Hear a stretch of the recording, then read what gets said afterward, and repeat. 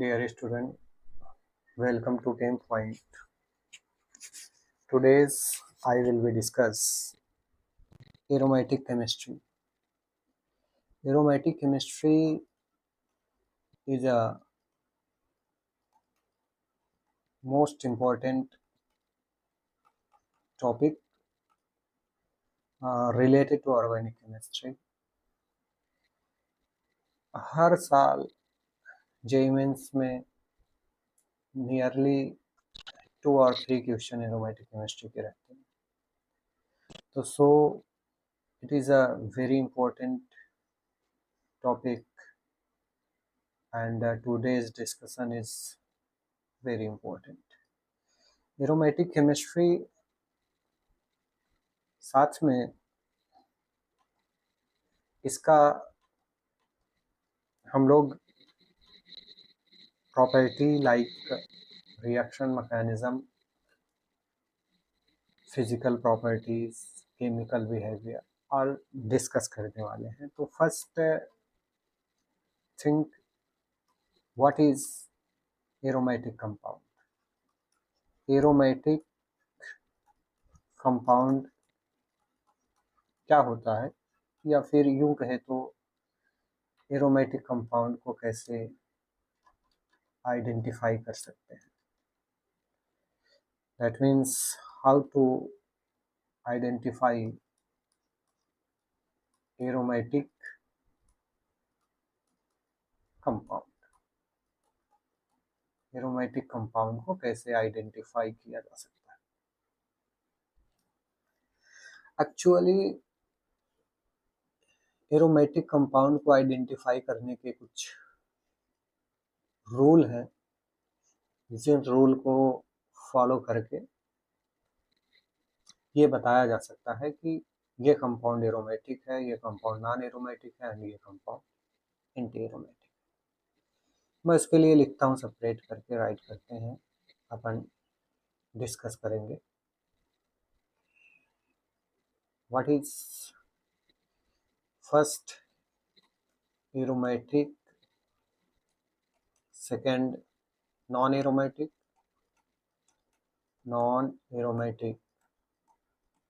and third is anti aromatic compounds. Anti aromatic compounds. Aromatic compound identify करने का rule first है कि जो भी स्ट्रक्चर गिवन हो वो साइक्लिक होना चाहिए. That means structure should be cyclic.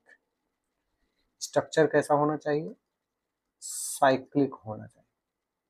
Second point ये है कि स्ट्रक्चर में कॉन्जुगेशन होना चाहिए. मतलब जितने भी एटम प्रेजेंट है स्ट्रक्चर के अंदर उन सब पे कोई ना कोई चार्ज होना चाहिए. किसी भी टाइप का चार्ज हो सकता है, वो पॉजिटिव नेगेटिव.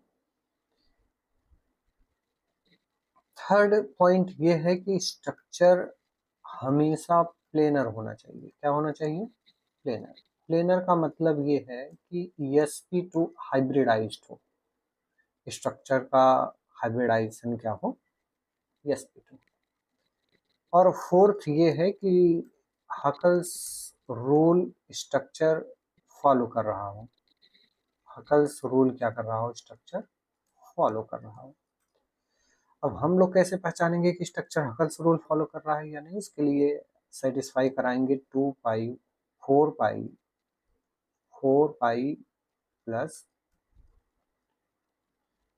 2 इलेक्ट्रॉन, या यूं लिखें तो 4n प्लस 2 पाई इलेक्ट्रॉन. ऐसे यानी क्या है भाई?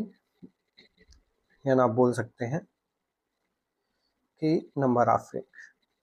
ऐसे लिख सकते हैं, number of ring. Okay, that means n is a number और n का value 1 2 3. So again past to integer कुछ भी राइट कर सकते हैं.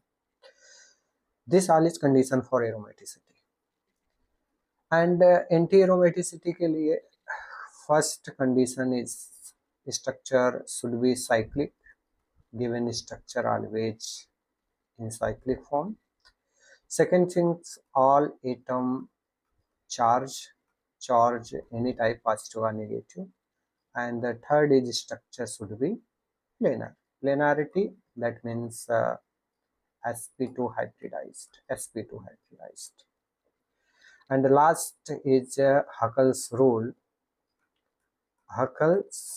rule for anti-aromatic compound के लिए 4n plus pi electron 4n pi electron होनी चाहिए. 4n plus 2 pi electron for aromatic compound and 4n pi electron aromatic compound. n number like 1 2 3 4 so again. ये 4 कंडीशन जो भी हमने राइट किया है, इनमें से अगर कोई कंडीशन फेल हो जा रहा है तो जो भी स्ट्रक्चर गिवन होगा वो अपना कैसा होगा, non aromatic. That means I right if any one condition is fail, then structure is non aromatic. कोई एक कंडीशन अगर फेल हो गया तो स्ट्रक्चर क्या हो जाएगा भैया, नॉन एरोमेटिक कंपाउंड हो जाएगा. अब मैं आपको एग्जाम्पल से समझाने का प्रयास करता हूं कि कैसे हम लोग एग्जाम्पल को समझेंगे.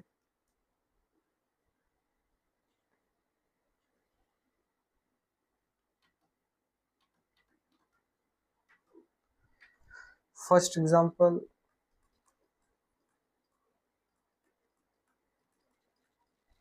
First like this. एक इस टाइप का एग्जाम्पल अपने पास गिवन है जिसमें पाई बॉन्ड प्रेजेंट है इन 3 कार्बन एटम में.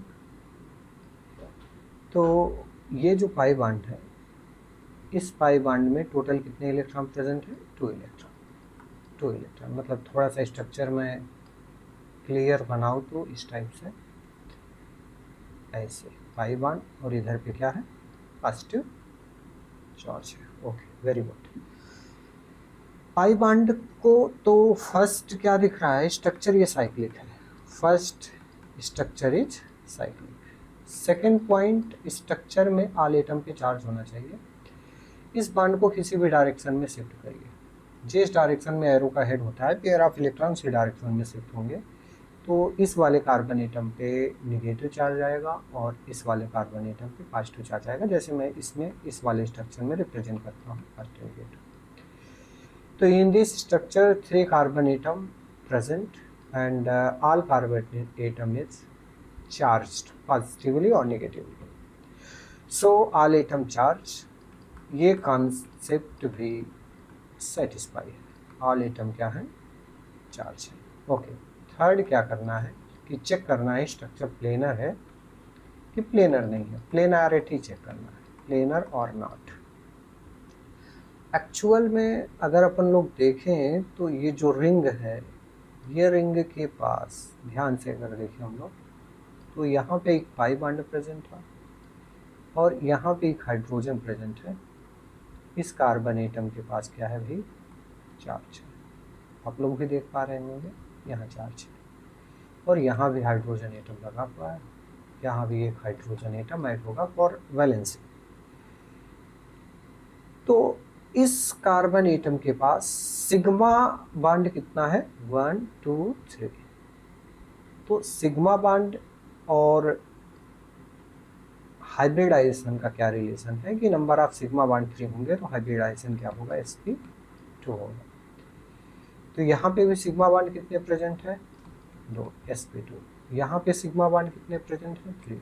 तो क्या हो गया, sp2. पॉजिटिव चार्ज का मतलब इलेक्ट्रॉन नहीं है कार्बन एटम के पास. किसी कोई एटम रहा होगा जिसने इलेक्ट्रॉन को लेकर के रिमूव हो गया. तो ऐसे में ऑल एटम sp2 हाइब्रिडाइज्ड है। तो ये स्ट्रक्चर अपना क्या है, ये स्ट्रक्चर अपना प्लेनर है। ये भी कंडीशन फुलफिल है। And fourth condition is Huckel's rule. What is Huckel's rule? Huckel's rule ये कहता है कि 4n plus 2 pi electron structure के अंदर होने चाहिए। 4n प्लस 2 पाई इलेक्ट्रॉन अगर चेक करेंगे तो अगर यहाँ पे n की वैल्यू अपन लोग 1 पुट करें तो 6 पाई इलेक्ट्रॉन आएगा। और स्ट्रक्चर के अंदर अगर हम लोग क्लियरली देखें तो कितने पाई इलेक्ट्रॉन है? 2 पाई इलेक्ट्रॉन। 2 पाई इलेक्ट्रॉन या 6 pi electron, generally 10 pi electron, इस टाइप के इलेक्ट्रॉन्स स्ट्रक्चर के अंदर प्रेजेंट हों तो वो स्ट्रक्चर हमारा क्या होगा? Aromatic.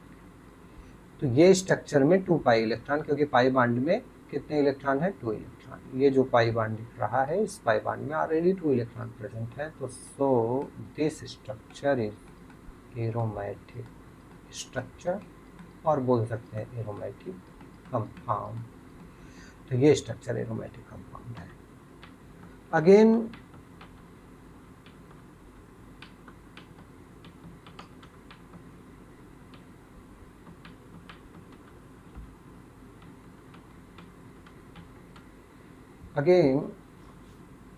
Second question is this. अगर मैं इसी रिंग पे एक निगेटिव चार्ज रख देता तो इन दिस केस ये स्ट्रक्चर किस टाइप का? एरोमेटिक है कि नॉन एरोमेटिक? एक्चुअल में एरोमेटिक जो केमिस्ट्री है, आइडेंटिफिकेशन पे तो एक प्रॉब्लम्स बनते ही हैं। जे मेंस में भी बनता है, जे एडवांस में भी बनता है, ये क्लियर। बट जब हम लोग इसके केमिकल प्रॉपर्टीज पे जाते हैं, जैसे बेंजीन एरोमेटिक कंपाउंड है, तो बेंजीन का केमिकल प्रॉपर्टीज क्या होता है, कितने केसेस बन सकते हैं, इलेक्ट्रोफिलिक एडिशन कैसा होता है अगर सब्स्टिट्यूएंट ग्रुप 2 और मोर ऐड हो, तो वहाँ पे इनका केस और भी मज़ेदार हो जाता है।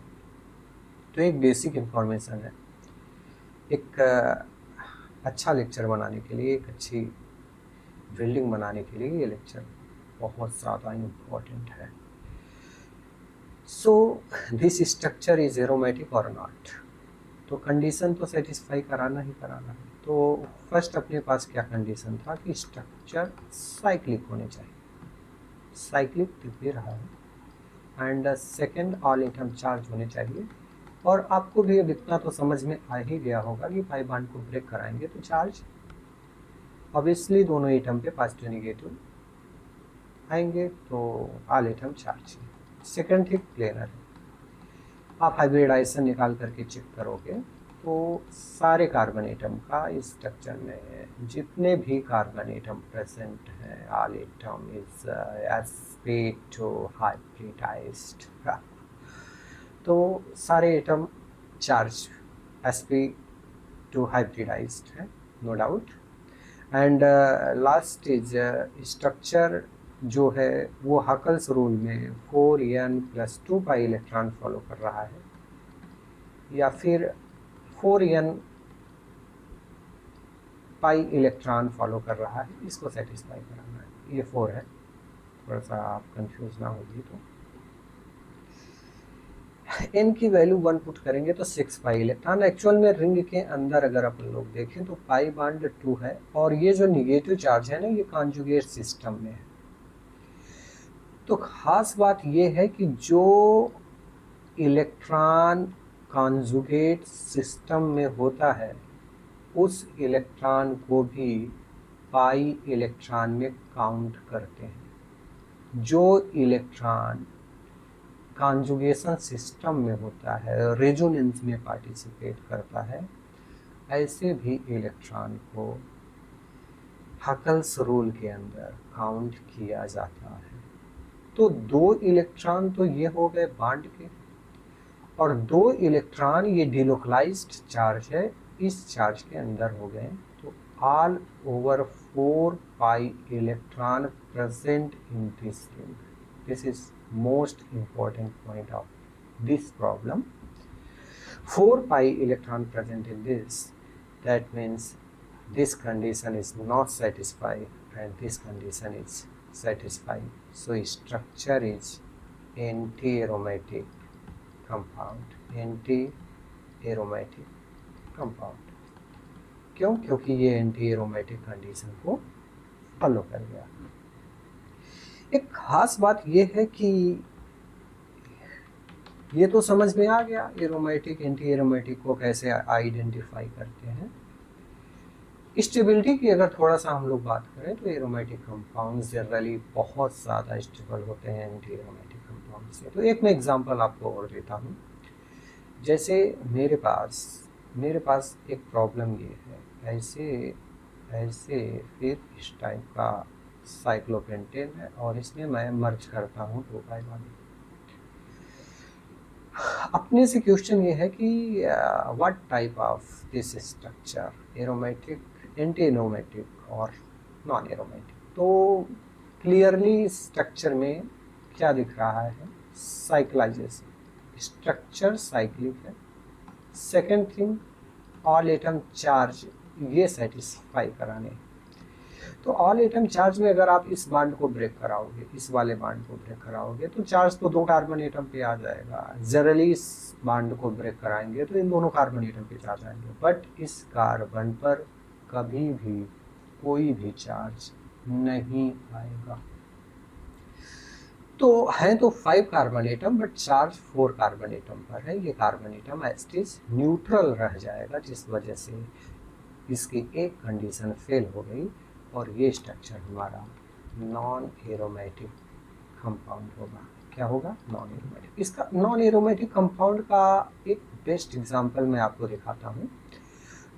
ये स्ट्रक्चर कुछ इस टाइप से बनता है, ऐसे आपने बुक वगैरह में देख रखा होगा। वैसे ये है तो आईआईटी का PYQ he, but this is important example.